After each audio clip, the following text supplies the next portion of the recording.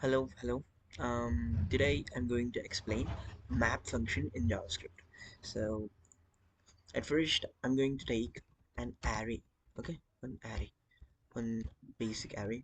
For example, 7, 8, 77, 88.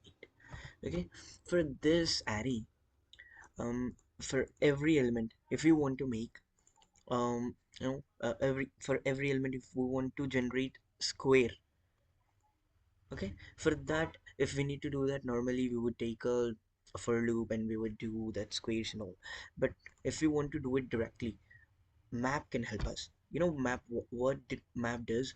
Transforms every element. Here, like for based on our logic, we want to make square of every element. So we can do that, and then map will return a new array. So let me show you how we can do that. This is the array, input array. So then array.map, this map function takes function one callback function as an input. That means as a parameter we have to give one function as an input over here.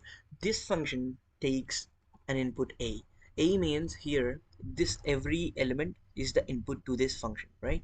So this we can return what we want to return, what we want this year to become, what we want this 7 to become. We want square of this 7. That means return a into a, returns a square, right?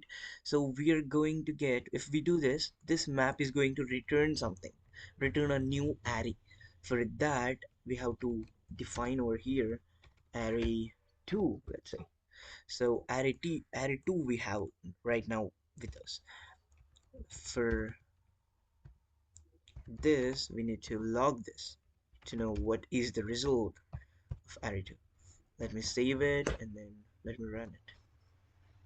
See, 7 square, 8 square, 77 square, 88 square. This is how map works. So map here is taking a function as a parameter.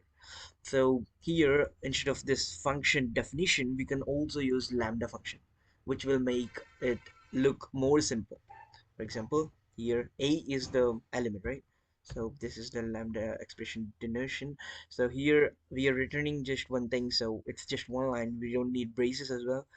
In this scenario, we can just say a into a, and then yeah, just that's it. We got this map over here, and we can just have a look at this. There you go. This is how map works. Thank you.